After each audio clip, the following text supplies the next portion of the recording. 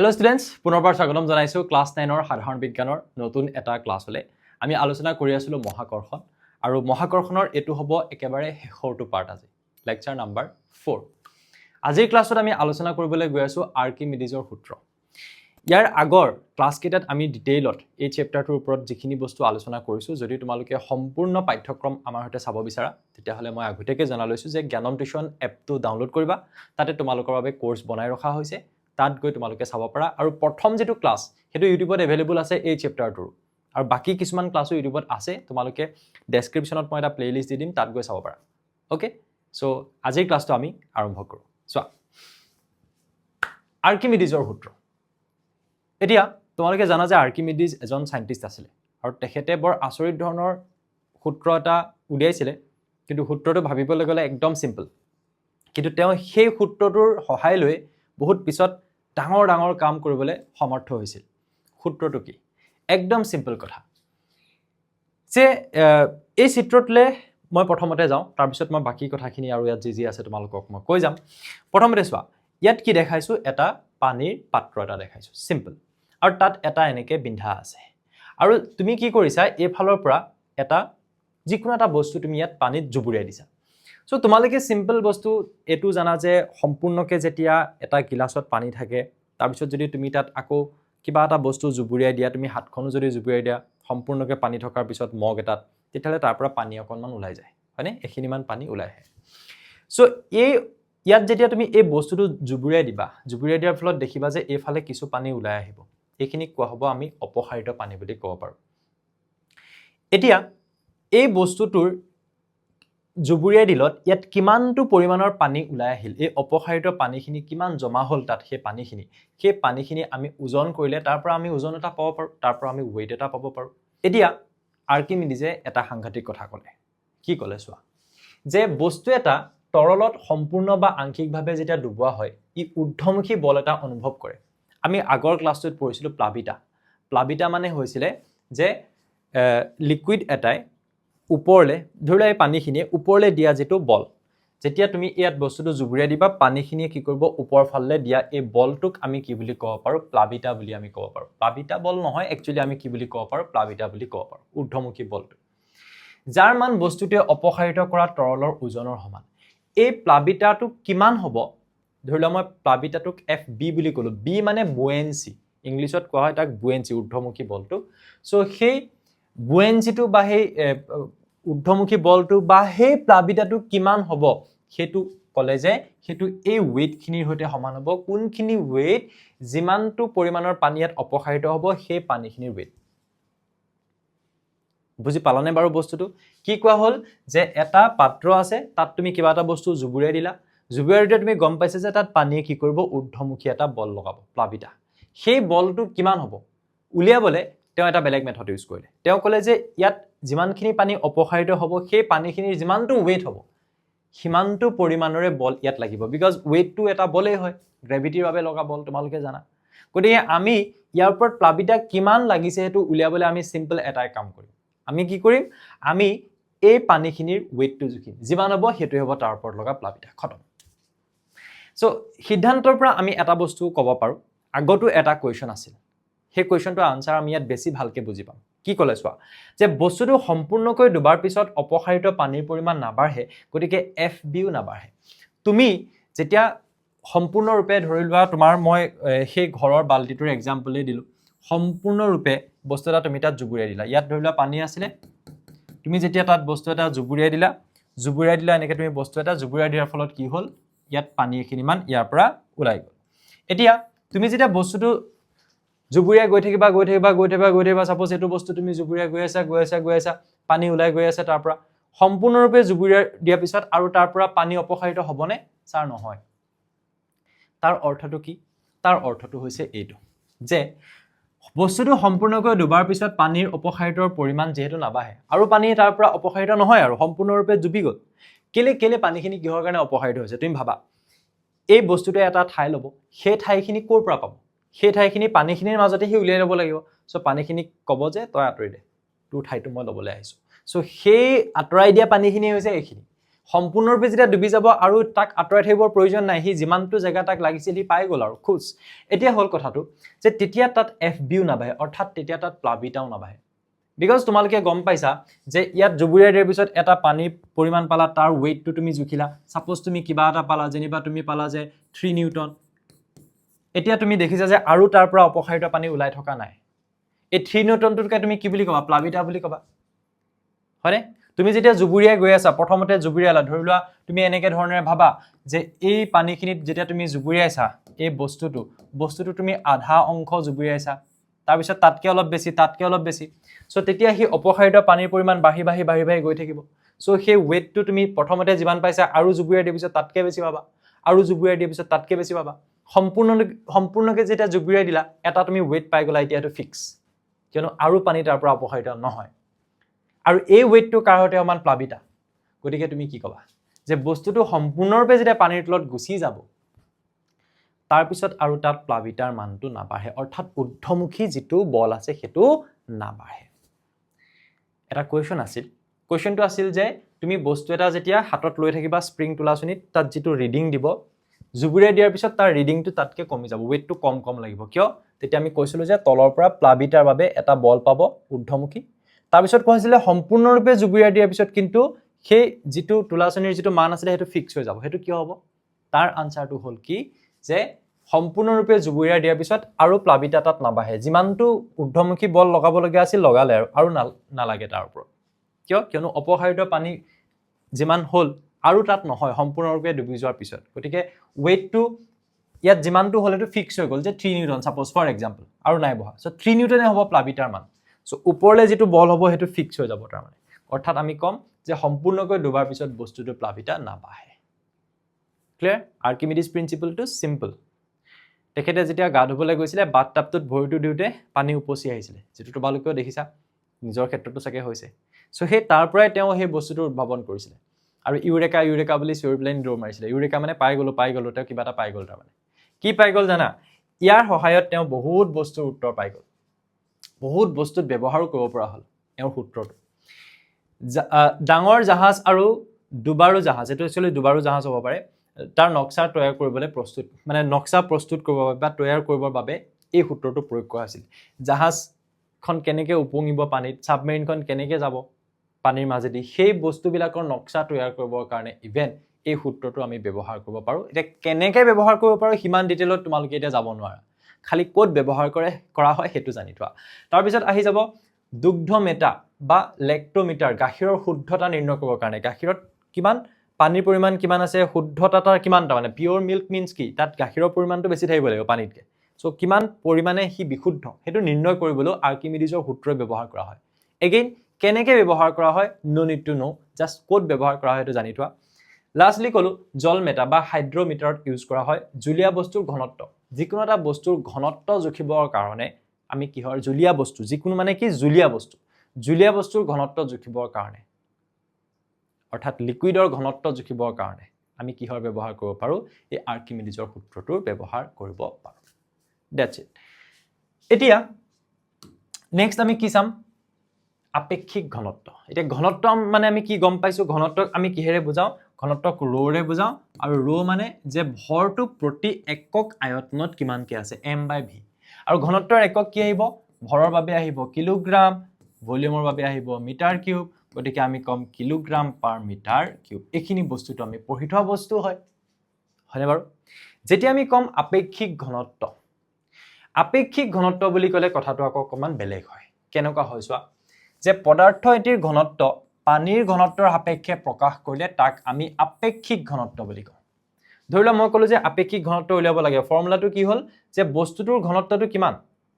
ধৰি লোৱা মই সোণৰ কথা ক'লোঁ, সোণৰ ঘনত্ব কিমান, বোলে সোণৰ ঘনত্ব হৈছে 19300 কিলোগ্ৰাম পাৰ মিটাৰ কিউব। তাৰমানে 19,300 kilogram per metre cube.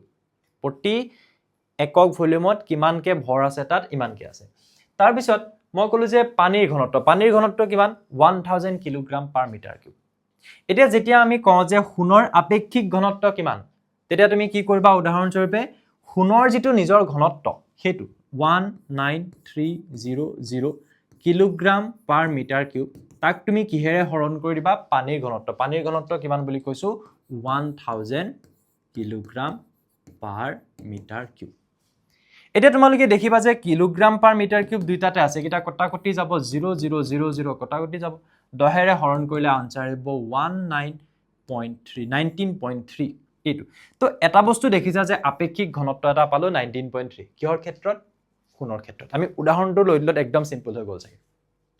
So আপেক্ষিক ঘনত্ব মানে বেলেগ একো নহয় যিটো বস্তুৰ আপেক্ষিক ঘনত্ব লাগে তাক তুমি পানীৰ ঘনত্বটোৰে হৰণ কৰি দিয়া খতম সো কোনো পদাৰ্থৰ একক আয়তনৰ ভৰক তাৰ ঘনত্ব বোলে আৰু ইয়াৰ SI একক কিলোগ্ৰাম পাৰ মিটাৰ কিউবটো আমি জনা বস্তু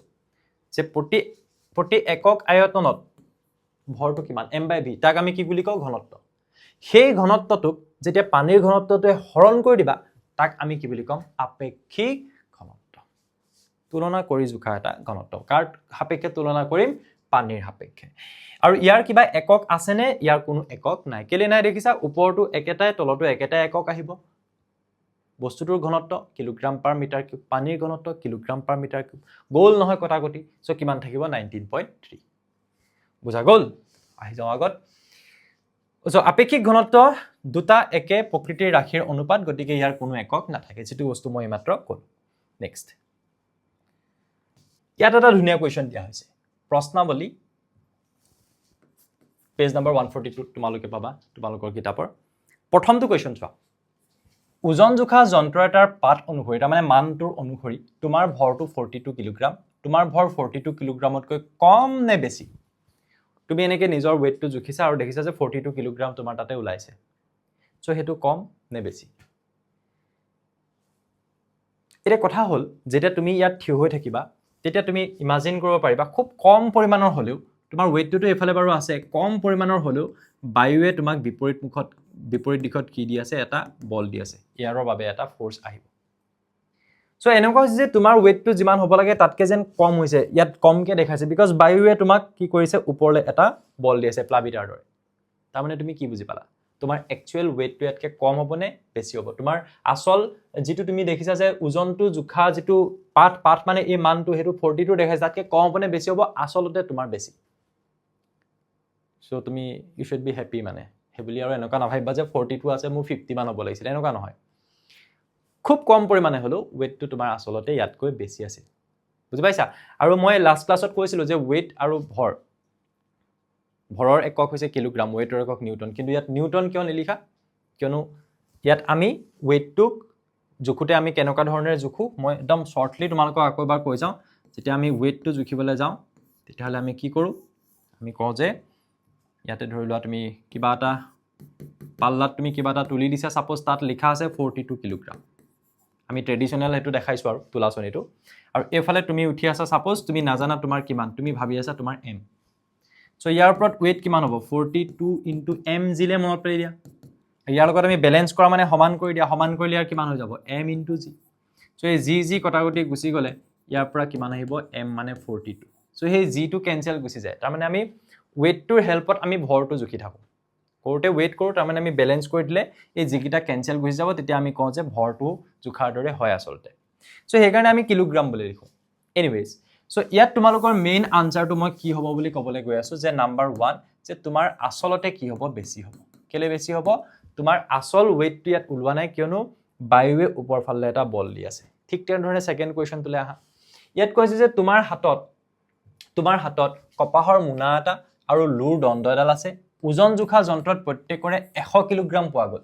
বাস্তৱ ক্ষেত্ৰত তাৰ মানে একচুয়ালি এটা আনটোতকৈ গধুৰ এটা কোনটো বেছি গধুৰ আৰু হি কিয় বেছি গধুৰ তুমি কপাহ ললা 100 কিলোগ্ৰামে ললে আইৰণৰ ৰডডাল ললা 100 কিলোগ্ৰামে ওলালে কিন্তু কৈছে আসলতে দুইটা কিন্তু 100 নহয় কোনোবা এটা বেছি কোনটো বেছি আৰু কিয় বেছি চোৱা তুমি যদি কপাহখিনিৰ কথা কোৱা আৰু যদি তুমি আইৰণৰ এই ৰডডালৰ কথা কোৱা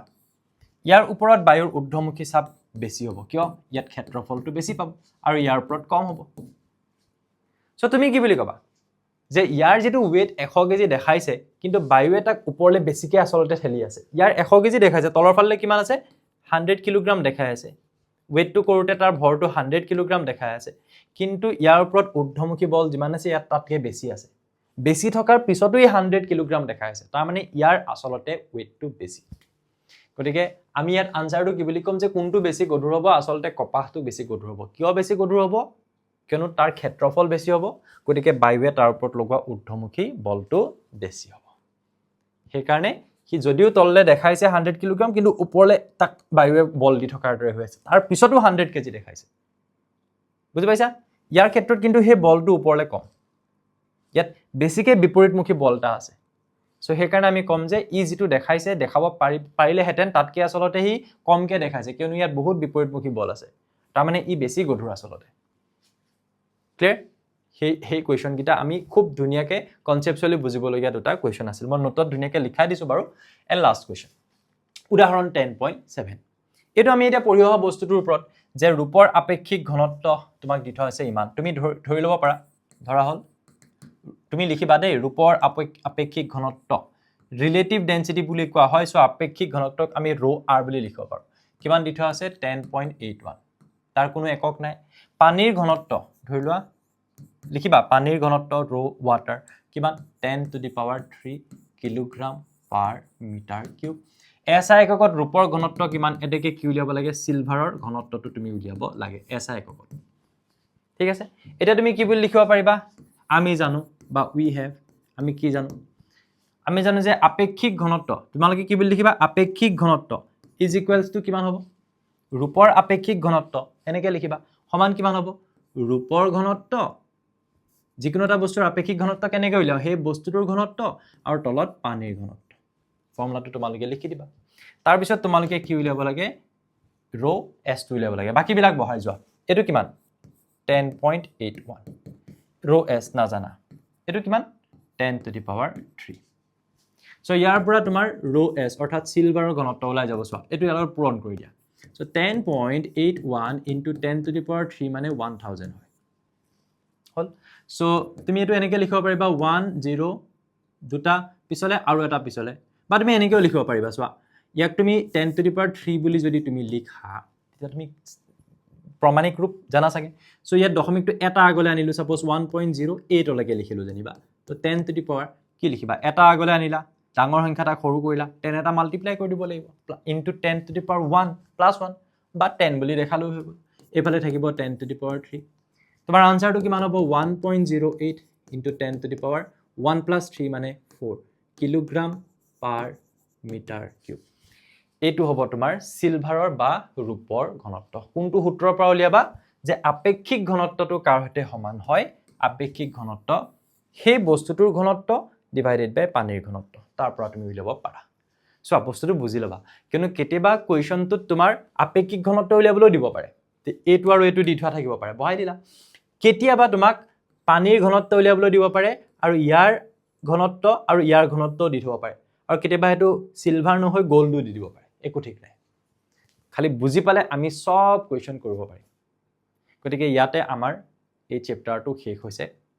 আশা কৰোঁ তোমালোকে ধুনীয়াকৈ চেপ্টাৰটো বুজি পালা আৰু ভাল লাগিল চাগে চেপ্টাৰটো পঢ়ি কিয়নো বৰ এটা ধুনীয়া চেপ্টাৰ আছিল মহাকৰ্ষণ